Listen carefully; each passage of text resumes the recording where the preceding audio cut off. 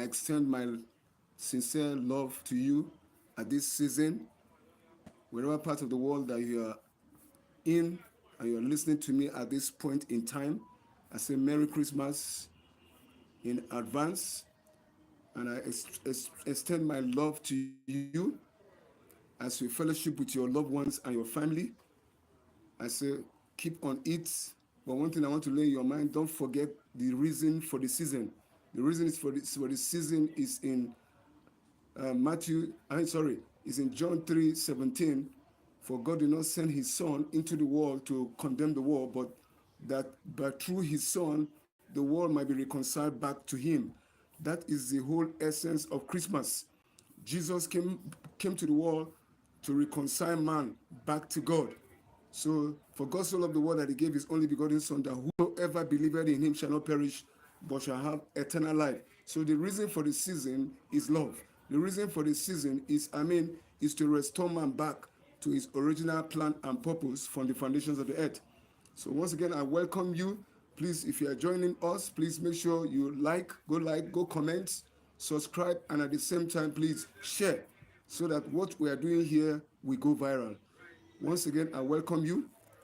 In the morning, I was talking, and I think I was talking about, I was just, talking on the issue of, I'm talking on the issue of, I was dealing on a topic just to make us understand, the reason for the season.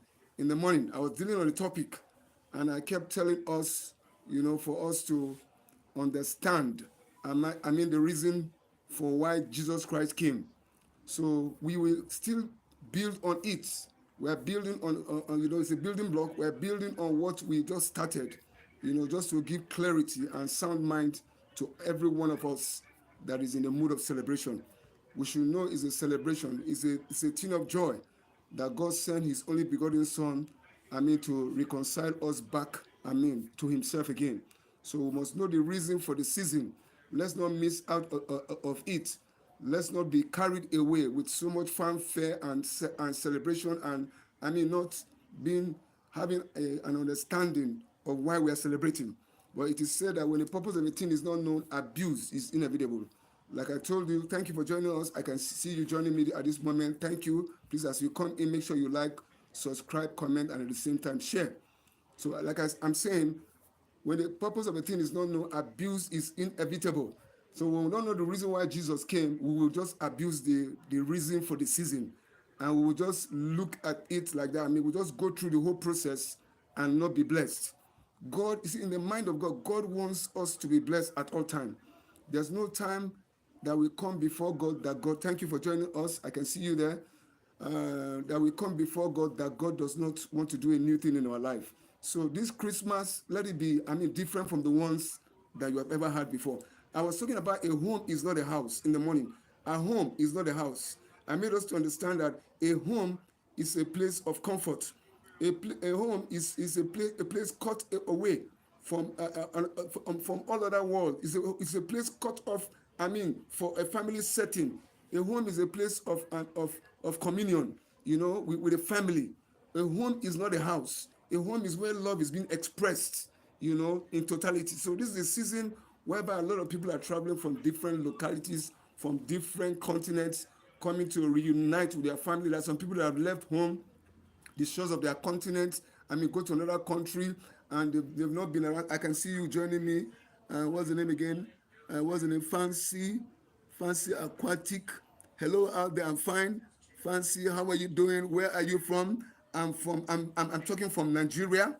I'm talking from Nigeria right now. Okay, you're asking me. Well, before I go much further, let me just calm down. In the morning, I was differentiating a home away from a house.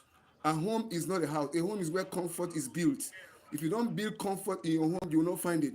A home is where characters are being molded. A home is where a child is being molded for him to come into adulthood. A home is where, it's a place where we have colonial with families. See, nobody that God created that fell from heaven. Everyone came out from a family unit. So that's why the home is so important. But a house is where the family lives. A house is an apartment where families live in. They find an abode. They find shelter. That is a house. is not a home. A home, like this time, Christmas period, people are coming from different parts of the world and they are coming back home to meet with their own. A home is where we remember where we were molded. No one that was a child that didn't pass through childhood process. So a home has a lot of memories that it plays in our mind. You see, most of us are coming back for Christmas right now. I can see you. I mean, Fancy, thank you, thank you, thank you, thank you. You know it. Yes, thank you for coming in. Yes, and you are from Bangladesh. Oh, thank you, Fancy.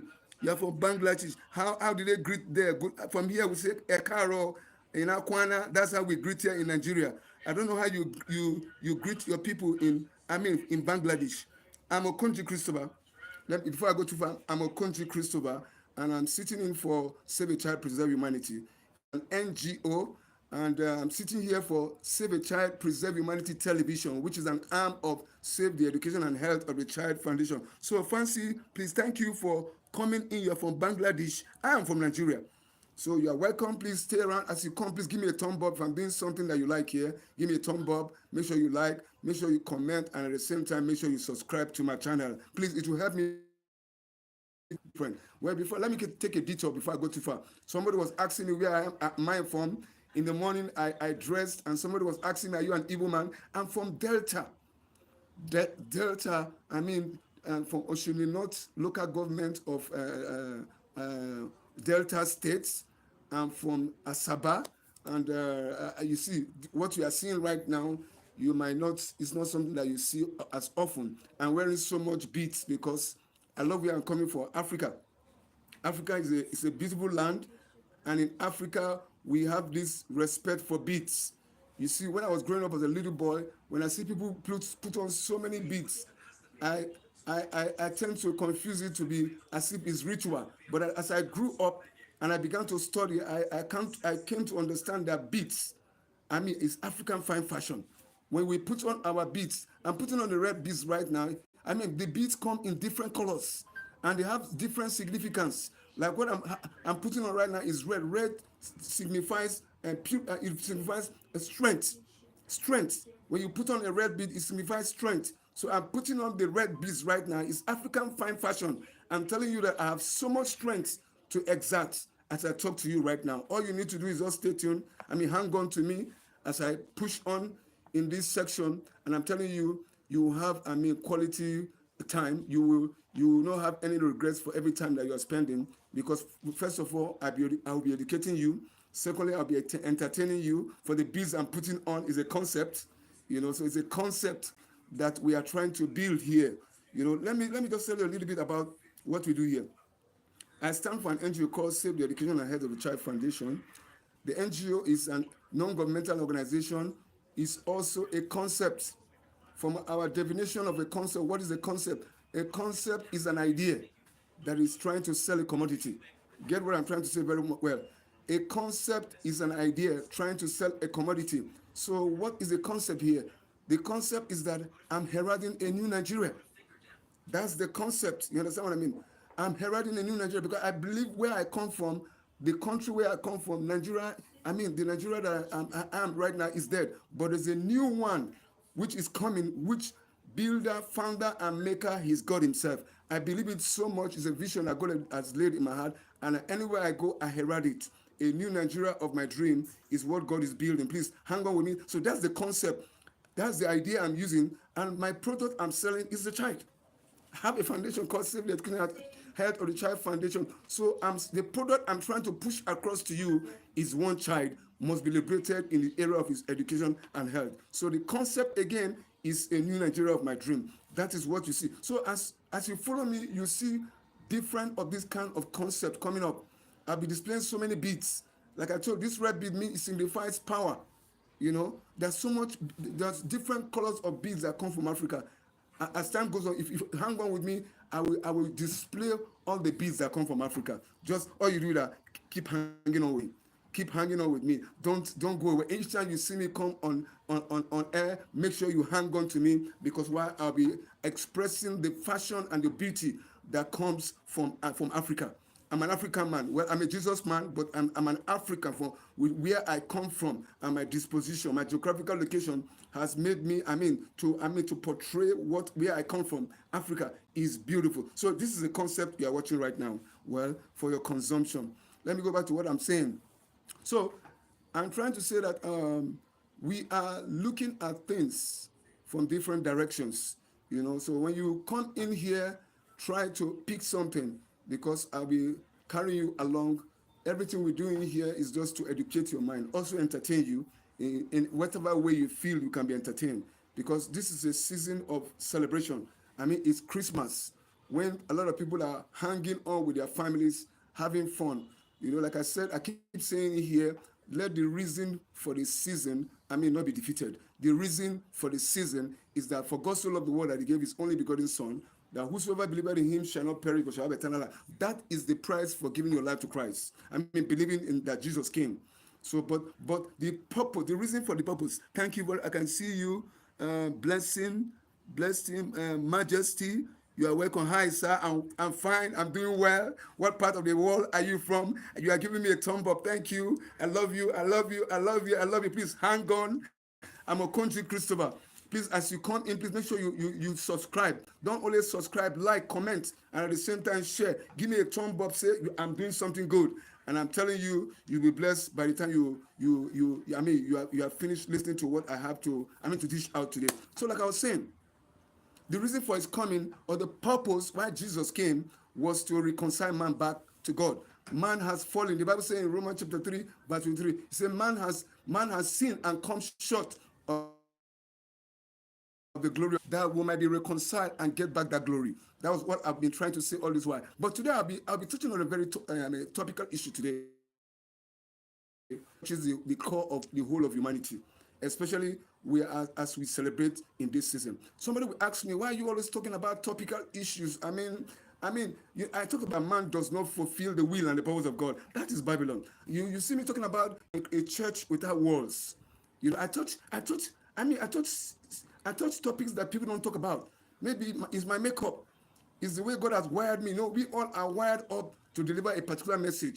So I'm wired. So when I see things that are not being talked about, and we're just suffering as the body of Christ, God opened my eyes to see. I talked about a church without walls.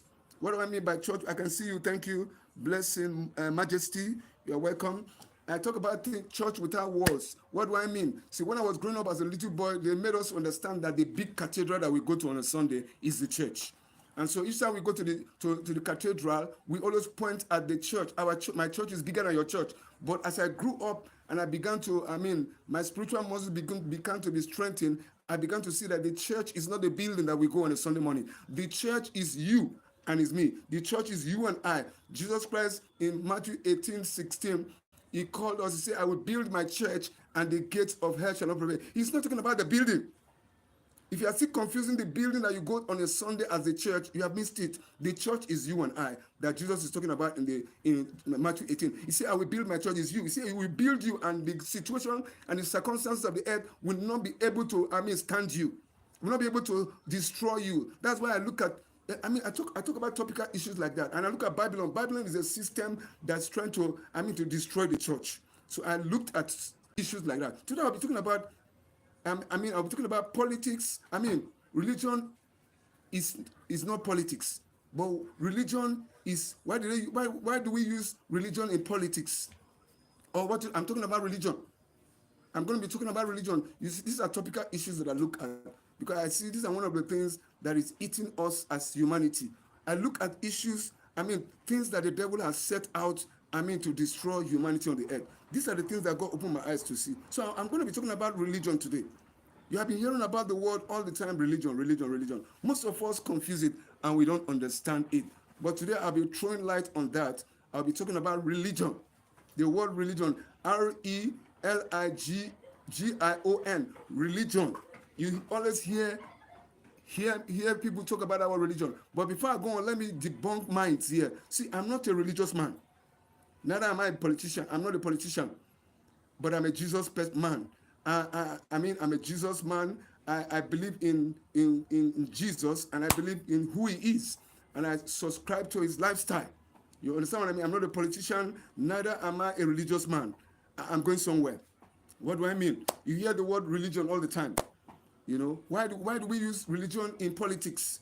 You know, that's what I tell. Why do we use religion in politics in Africa?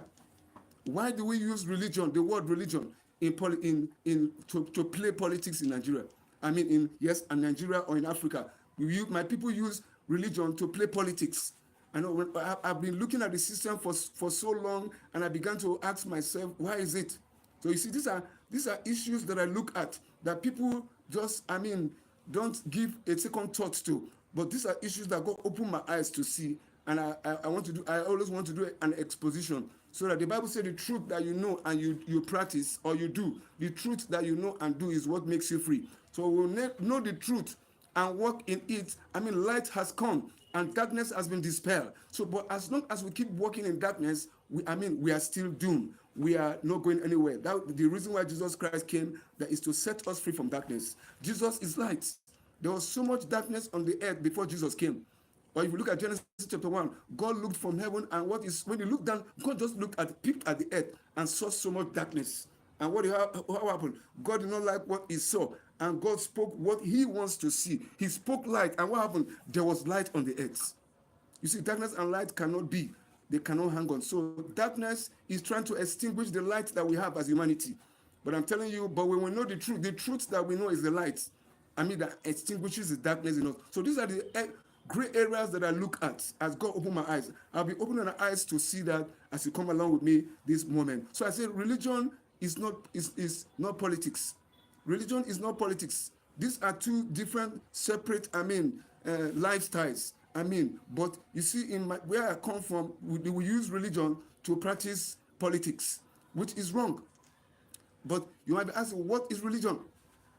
You might be asking, I've been talking about religion. I also want to use this opportunity to debunk your mind that Christianity is not a religion. Christianity is a lifestyle patterned after a man called Jesus. It's a lifestyle patterned after a man called Jesus. That is what Christianity is. What religion is, religion regulates your life. Religion tells you to do this at a certain time. Like Jesus told his disciples, he told us in the Bible, we should pray in season and out of season. As believers, we don't just pray, at a certain time. As some religion with religious set people will tell you, say pray at this time, pray at this time, pray at this time. What? Thank you. I can see what you are saying. Help him to like comment. Watch. Thank you very much. Please, you are telling them to help me like and comment. Thank you, Blessing Majesty, please, from Bangladesh also, if I can remember. Thank you very much for projecting this work. I appreciate you so much. So you see, really, Christianity is not a religion. It's a lifestyle. See, Christianity tells you to pray in season and out of season, which means if from you're going to bed and you're waking in the morning, you pray.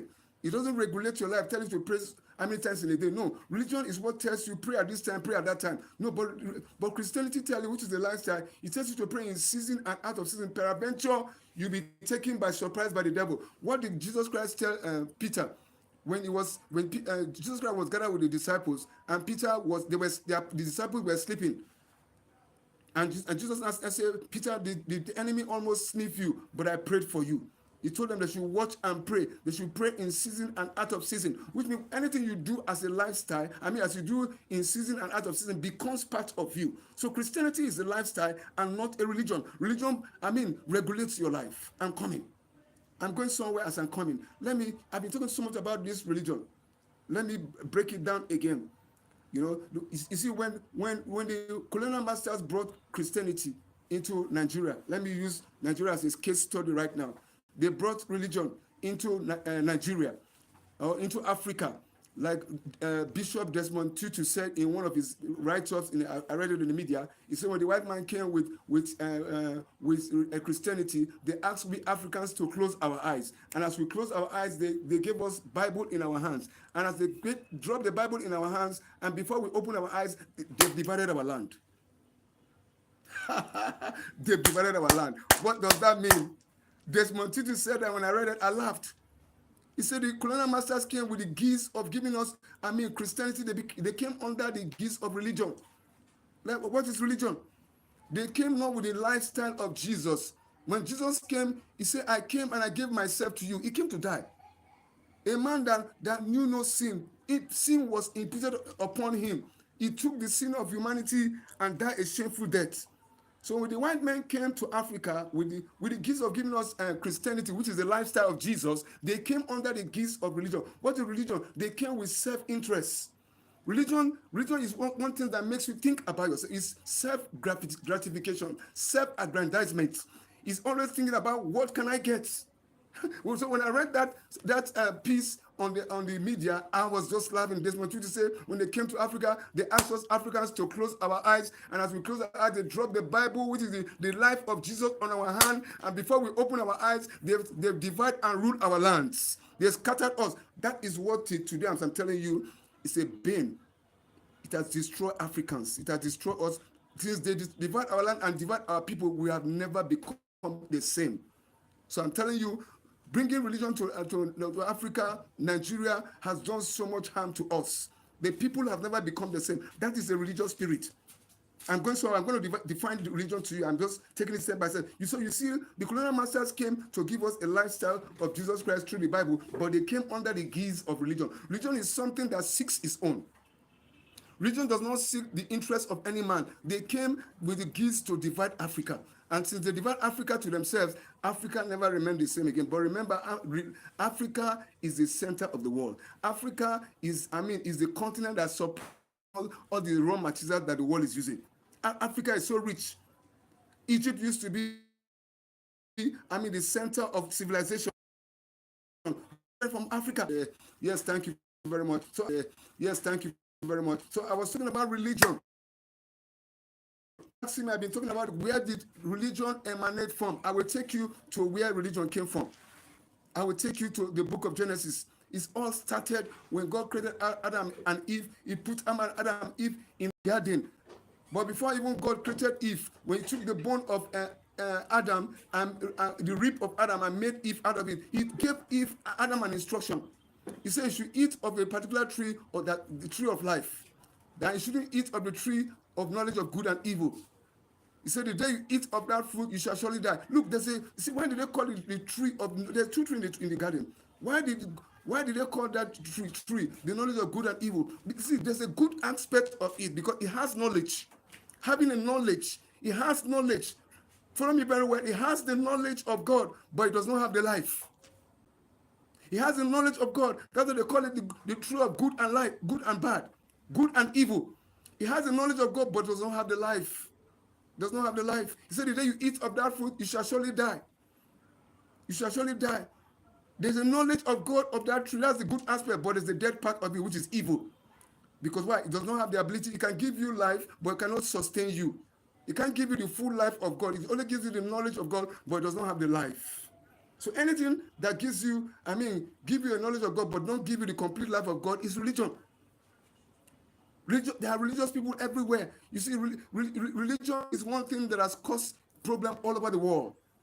I'm telling you, religion has separated families. Religion has separated countries from one country. Like you see, the present war that has been going on with Israel and Palestine is a religious thing.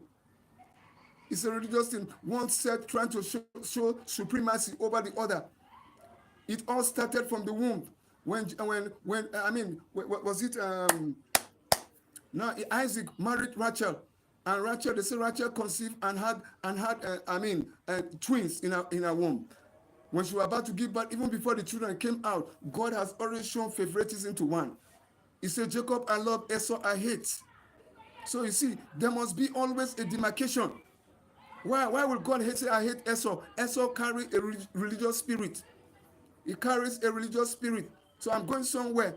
When we look at it from what I'm trying to say from the beginning is that, you see, when it was Adam that God gave instruction. He said, the day you eat of that fruit of the knowledge of good and evil, you shall die. But what happened? Adam did not school his wife because Adam was not a responsible man. A responsible man will have schooled his wife. God has given us instruction not to eat of it. Maybe when you read the Bible, read it as if you are reading it in pictures. I saw that Adam was not a responsible man because he would have known that he would have known that there's a devil. The reason why God gave instruction not to eat of food, there's a deceiver. there's a accuser of the brethren on the earth. Because so God will have schooled him. He said, the day you eat of this fruit, you shall surely die. So he will have schooled his wife. He didn't school his wife. He left her. And what happened? We were told in the Bible in Genesis chapter 1 that Adam was not deceived. It was Eve that was deceived. So when Eve took of that fruit, she ate and she gave to her husband. Her husband would have told her, we ought not to eat of that fruit. But because he's not a responsible man, like some of us out there, some of us are not responsible in our home. So once you are not responsible, there's calamities that befall you. So because of that irresponsibility that Adam showed, when they ate of the fruit, truly their eyes were open. What is it? What did the devil tell them? He said, the day you eat of the fruit, you shall be like gods. You shall be like God. But not knowing that they are already gods on the earth. You see how the devil deceived them? He came subtly. He said, the day you eat of that fruit, you shall be like God. But not knowing they are the God of the earth. They were the God of the earth. So why will you tell somebody that doesn't even know that he's a God? Because they didn't know that they were gods. So I'm talking to you out there, in case you don't know what you carry. What is in your hands will be taken away from you without you knowing it. So when they ate of that fruit, it was disobedience. And what happened? You see, when they ate of the fruit, their eyes opened and they began to what? They began to look at themselves. The Bible said they became naked. That nakedness is that they were cut off from God. The day they ate of that fruit, they were no longer depending on God. They began to depend on their sense of smell. They began to depend on their sense of sight. They began to depend on their sense of smell. Somebody. So those are all, fleshly things. So which means they no longer depend on God. They depend on their sense of smell, sense of smell. Just those three senses. So they began to depend on themselves, not on God. You see, anything that gives you life, God sustains you. Man was created to depend on God. It is God that gives you life, and the same God that sustains you. So the day they cut off from looking at God, they began to die. They began to depend on themselves. So they began to look at themselves. That's where that word self-aggrandizement came in. They began to think of what they want to get for themselves, not through God. They want to work it out on the earth without God. See, there's nothing you can do and have good success without God. You don't misunderstand me. There are people that go all the way, to do things together. Yeah, you can get success, but it's not good success. You can get success from the devil, but the devil cannot sustain that success that you have. The only success that God gives you is the one that's sustained. It's only God that can give you good success that will will outlive you. But it's only God that can give you life. It's only God that can give you life. If God does not give you, life, you don't have any other life. So when man ate of that fruit, man became naked. What happened? Man began to think about himself. That is where that religious spirit comes from. So if you ask me right now, what is religion? Religion is having a form of godliness, because they have a form of godliness, but they are denying the power thereof. Anything that you practice, you have a form of godliness, but God is not the center of it. God does not complete it. He does not have the complete life of God. It's religion. All you are practicing is the interest of yourself. So you see, when the colonial masters came to Africa, all they were looking at is their interest, divide and rule our land, share our land, disperse our people. And said, I'm telling you, today, this has psychological, colonial, and mental, and whatever thing on Africans till today. We have not been able to settle as a people because of that division till today. It has mental effect on us. We have not been yet completely emancipated from mental slavery, because of that damage that was done to us, because they came with the colonial masters came with the guise of religion, giving us Christianity, which is a lifestyle, but they came under a guise of what they can get. That is religion is self-aggrandizement, something that wants to satisfy yourself. But when God was releasing Jesus Christ, the Bible said, for God so loved the world that he gave his one and only. Did you see that? The whole purpose of Christmas is giving, not caring of what you can get. But religious spirit is thinking of what they can get for themselves. That is the religious spirit. You see, Adam, the day they ate of that food, they began to think of themselves, what they can get for themselves. They want to work it out. You see, when you want to work it out on earth, you will struggle. You want to work it out without God. Yes, you might get the wealth, but you still struggle. But see, God does not live eternally. Anything that God gives you is eternal. It will outlive you. But if you struggle to get it, it's a matter of, remember, when the devil gives you one thing with one hand, he uses 10 hands to collect it back. So the devil does not have sustaining power. So anything that demands for how I can, what is me, myself, and I, is religion. Follow me very well, I'm going somewhere. Religion has caused all the problem all over the world. Religion has caused a rift between families. Right now, people are coming for Christmas right now. The whole essence of Christmas is love. So if there's anything that has caused a rift in your family setup or your home, I enjoin you by the mercy of God to stay away, take away everything religious spirit that will not make you enter the fullness of God at this Christmas season. We come with the spirit of love at this season. For God so loved the world that he gave his only begotten Son, that whosoever believes in him shall not perish but shall have eternal life. So you see a religious spirit. That is where the religious spirit emanated from the Garden of Eden. And since then, the devil has been using that, to creep into every facet of human existence. They have been creeping into our life using religious spirit, to creep into our life in every aspect of life. It has creeped into us. If you want me to give you another example again, I'll give you an example. When Jesus came into the scene, there were some spiritual fathers that were called the Sadducees and the Pharisees. Jesus called them, you brood of, no, let me go down with John the Baptist. When John the Baptist was baptizing in River Jordan, he rebuked these fathers, these spiritual fathers, the Sadducees and the Pharisees. He rebuked them sharply. Say, you brood of vipers.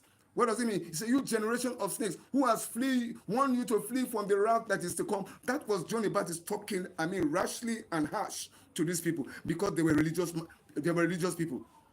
They were in a form of godliness but denying the power. He said, who has warned you to flee from the wrath that is to come? That God is able to raise up children from these stones if they don't repent.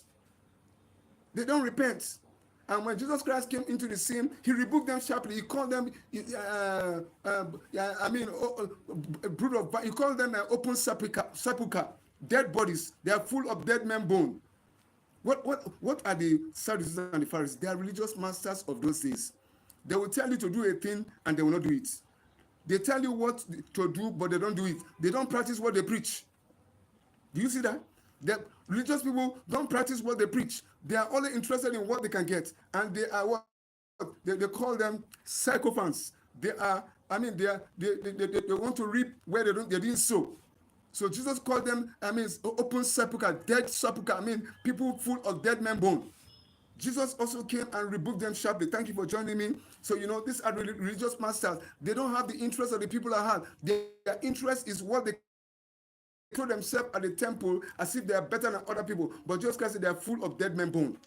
Jesus did not come for people like that because why? They are full of self. They are thinking of what they can get. So right now, let me come back to what I'm talking about right now in my own country, in my own continent. They use religion to practice politics. I told you where religion came from the colonial masters. So since that day, that spirit was handed over to the Africans, it has been with us till today. If you look at it today, you see people, what we do, they practice in Christianity in Africa, here in Nigeria, to be specific, they use religion to practice politics. Some will tell you they are a sect, they are Muslims. Some will tell you they are Christians. Some will tell you they are Oguns. They are religious people. They serve one idol or the other. So they are bringing religion into the body politics of what is happening in the country. That is wrong. Religion and politics are not things that ought to be together. But this was a spirit that was handed over to us from the colonial master. So it has been with us, till today. It has been with us till today. So and that has been the greatest problem that has tear Africa down. Religion. I'm going somewhere. Religion has divided us. Religion has brought a rift. Religion has killed people. Because of religion, they kill people as if they are animals. So people are killed just for one sake that people belong to a particular set. So religion should not be one thing what we use to practice our body politics. Religion is not from God. I just told you where it came from. Religion came from the Garden of Eden. When man began to look at himself, when man turned away from God, not looking at God again, all he looks at is himself. So religion is something that they practice politics with, is self. Like the government that we have in place right now, all they are thinking of is what they can get for themselves. They don't think about the people. So it's a spirit that has caught up with all in Africa, and it has been growing. Caught up with us in Nigeria, so it has been growing and it has been there. It will tell you, don't think about the people don't exist. But you see, in God, for God so loved the world that he gave his only begotten Son, that whosoever believes in him that shall not perish but shall have eternal life. So God loved the whole world that he sent his one and only. What constrained God to release Jesus is love. So how can you have a people that don't love you? How can the people that love you? How can the people that don't love you will rule you? They don't have your interests. So that's what we are witnessing right now in the body politics of our country. Right now in Nigeria, politics is the other. I mean, religion is practiced with politics. So everybody is claiming this one. Everybody is claiming that, and it has brought so much rift and division in the body politics of our country. So we need to come out of it. God is calling us to emancipate ourselves. At this season of Christmas, it's a time for us to come out. I mean, from these. I mean, things that will not allow us to grow as a people. Religious spirit will never allow us to grow, because it will not allow us to do the things of God. It will not allow us, to build a community. It will not allow us, to see ourselves as one people. But it will always make sure that when we always live, there's always competition in the body politics that we have. It's a spirit of religion. A spirit that competes is a spirit of religion. A spirit that put the interests of a few set of people above the masses is a religious spirit, because they are thinking about themselves, thinking about self-gratification. See, but when God was releasing Jesus Christ, he was not thinking of one person, he was thinking of the whole of humanity. Anything that does not think about the whole of humanity, does not have the interest of the people at heart, is a religious spirit. I urge you to desist from anything that makes you think about yourself. When you begin to think about yourself, you have a religious spirit. You have a spirit that does not agree with God. You have a spirit that is saying the will of God cannot be done on the earth. You say the will and the purpose of God cannot be better on the earth. That is the religious spirit that says it. They're having a form of godliness, telling you that they have God in them, but they don't have God. They're just lying. They're just hiding under the guise of politics. You see, they tell you they have the life, but they don't have. They have the style of God, but they don't have the life, because it's what gives you life. It's not so many homes. It has destroyed so many apart. It has not allowed us to live the way we ought to be. So when you see that kind of a spirit around yourself, please desist from it. Cut off yourself. God said we should be ye separate from them. Come out from amongst them. God expects us to come out of among them and not to be yoked with them. Not to be, physically and spiritually yoked with them. Because God does not want that at this season of Christmas. Once again, I want to remind us the reason for the season is that for God so loved the world. Also, John chapter 3, verse 16. For God so loved the world that he gave his only begotten Son, that whosoever believeth in him shall not perish but shall have eternal life. Verse 17 is where I come. That's the core of the message.